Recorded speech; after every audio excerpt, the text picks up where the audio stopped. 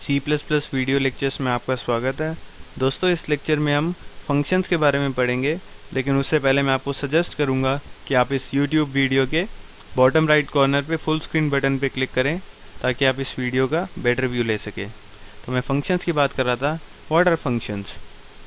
जैसे हम कोई पर्सन को हायर करते हैं किसी स्पेशल टास्क के लिए, वैसे ही हम एक फंक्शन बनाते हैं किसी स्पेशल टास्क के लिए। और फंक्शन का यूज़ क्या होता है? फंक्शन का यूज़ होता है reusability of code. For example, अगर मेरे को एक प्रोग्राम में 4 बार एरिया ऑफ स्क्वायर चाहिए, तो मैं 4 बार कोडिंग लिखने की जगह, अलग अलग जगह 4 बार एक ही प्रोग्राम में कोडिंग लिखने की जगह मैं एक फंक्शन बना सकता हूँ और एक बार ही कोडिंग लिख सकता हूँ उस फंक्शन में कि हम एरिया ऑफ स्क्वायर कैसे कैलकुलेट करते हैं। उसकी कोडिंग मैंने लिख दी एक बार ही फंक्शन में, और उस फंक्शन को मैं 4 बार कॉल कर सकता हूँ। तो मेरे को 4 बार कोडिंग लिखनी नहीं पड़ेगी, मैं सिर्फ एक बार ही कोडिंग लिखूंगा और उसे 4 बार कॉल कर दूंगा बस। तो ये यूज़ होता है फंक्शन का। तो मैं आपको एक बार सिंटैक्स बता देता हूँ फंक्शन हम कैसे बनाते हैं, उसके बाद हम एक प्रोग्राम बनाएंगे डेवलपर C++ में। सबसे पहले होती है फंक्शन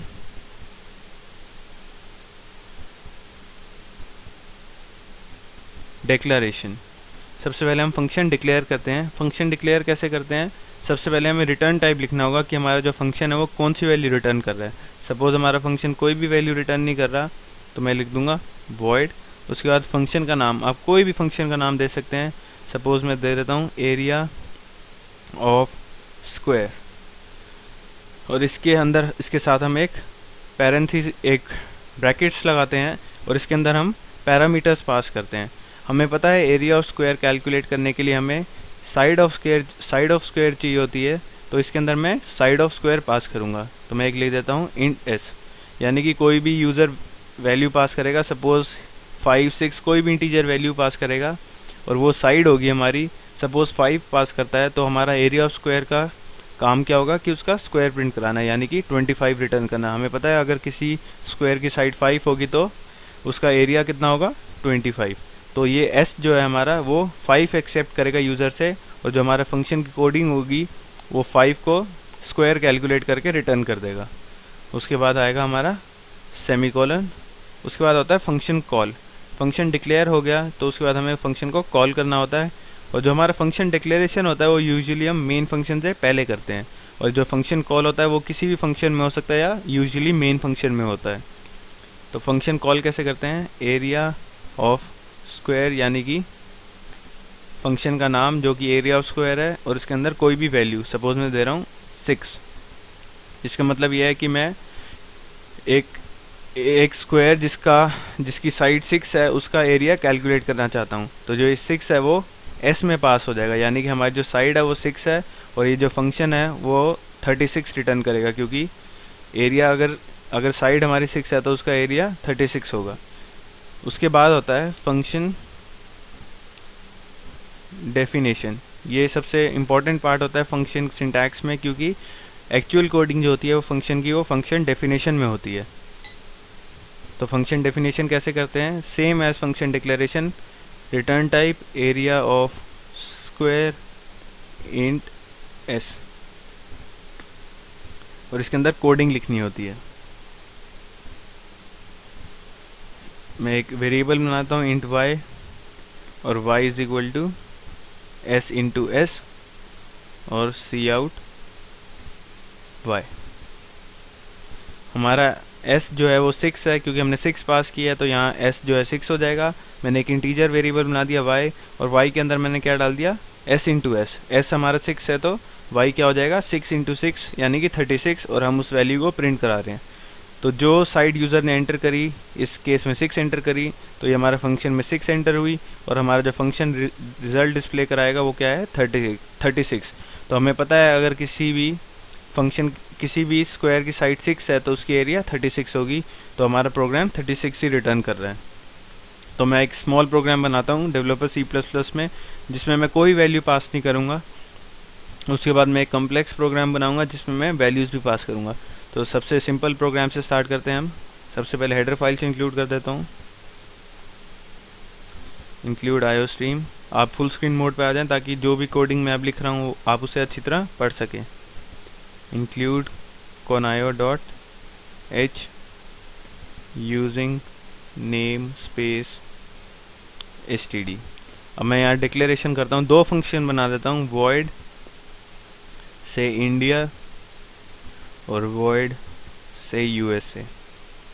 मैंने इसके अंदर कुछ नहीं डाला क्योंकि अगर मैं कोई एरिया ऑफ स्क्वायर कैलकुलेट कर रहा होता तो मेरे को साइड की ज़रूरत पड़ती, लेकिन इसमें मैं कुछ कैलकुलेट नहीं कर रहा तो मेरे को यहाँ कुछ डालने की ज़रूरत नहीं है। मेरे को कोई भी यूज़र से वैल्यू लेने की ज़रूरत नहीं है। ये सिर्फ एक एम्प्टी फंक्शन है, नॉर्मल सा फंक्शन है, सिंपल प्रोग्राम है, इसमें मैं कोई वैल्यू पास नहीं कर रहा।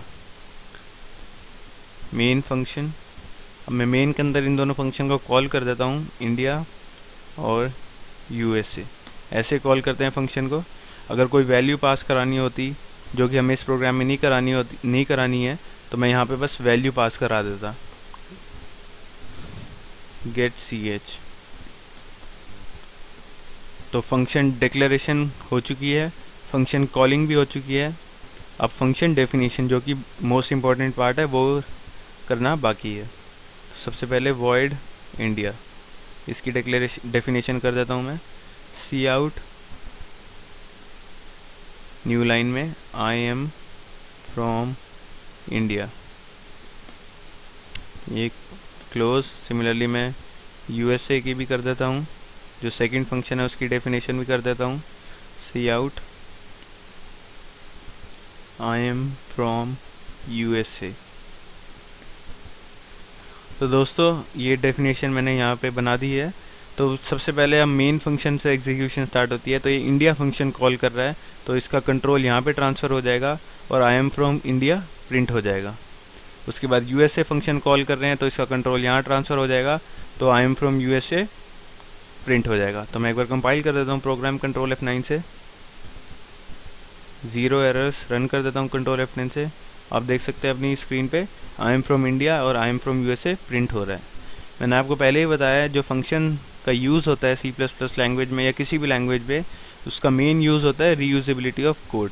अब फॉर एग्जांपल मेरे को आई am from India 4 bar print कराना है तो मैं आई am from India 4 bar type करने की जगह मैं इस फंक्शन को, इंडिया फंक्शन को 4 बार कॉल कर सकता हूँ, इंडिया इंडिया इंडिया। तो मैंने ये फंक्शन 4 बार कॉल कर दिया है। तो सबसे पहले इंडिया कॉल होएगा तो ट्रांसफ़र यहाँ आ जाएगा, आई एम फ्रॉम इंडिया प्रिंट हो जाएगा। फिर इंडिया कॉल हो रहा है, फिर यहाँ ट्रांसफ़र आ जाएगा, कंट्रोल जो है इसका यहाँ ट्रांसफ़र हो जाएगा, आई एम फ्रॉम इंडिया प्रिंट हो जाएगा। फिर इंडिया कॉल हो रहा है, फिर कंट्रोल यहाँ ट्रांसफ़र हो जाएगा, आई एम फ्रॉम इंडिया प्रिंट हो जाएगा। फिर इंडिया कॉल हो रहा है, कंट्रोल यहाँ ट्रांसफ़र हो जाएगा और आई एम फ्रॉम इंडिया प्रिंट हो जाएगा। और लास्ट में USA कॉल हो रहा है तो कंट्रोल यहाँ ट्रांसफ़र होकर आई एम फ्रॉम USA प्रिंट हो जाएगा। तो मैंने आई एम फ्रॉम इंडिया सिर्फ एक बार ही लिखा है लेकिन मैंने उसे 4 जगह कॉल कर दिया है। तो इसी से हम फंक्शन की हेल्प से हम बहुत सारी स्पेस और टाइम भी बचा सकते हैं। तो मैं एक बार कंपाइल कर देता हूँ प्रोग्राम, 0 एरर्स, रन कर देता हूँ कंट्रोल F10। आप देख सकते हैं आई am from India 4 bar print हो रहा है, उसके बाद आई एम फ्रॉम USA प्रिंट हो रहा है। तो दोस्तों मैं उम्मीद करता हूँ ये सिंपल सा प्रोग्राम जो है फंक्शन का वो आपको समझ आ गया होगा। अब मैं एक और प्रोग्राम बनाता हूँ जिसमें मैं वैल्यूज़ भी पास करूँगा। इंट या void ही बना देता हूँ, 2 फंक्शन बनाऊंगा इसमें भी, एक सम का बना देता हूँ, int a int b।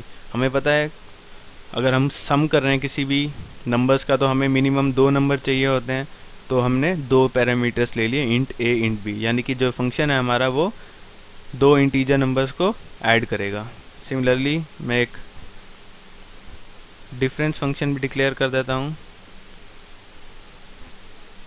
Int a int b। तो मैंने 2 फंक्शन डिक्लेयर कर दिए, सम और डिफरेंस। अब मैं मेन फंक्शन बना देता हूँ और मैं सम के अंदर मेरे को 2 नंबर पास करने होंगे क्योंकि सम जो है 2 नंबर के बीच में होगा और यहाँ पे भी मैंने 2 नंबर के लिए डाला है, तो मैं 2 नंबर पास कर देता हूँ, 5, 10। तो हमारा जो a है वो 5 हो जाएगा और ये 10 जो पास हो रहा है यहाँ पे b जो है वो 10 हो जाएगा, a 5 b 10।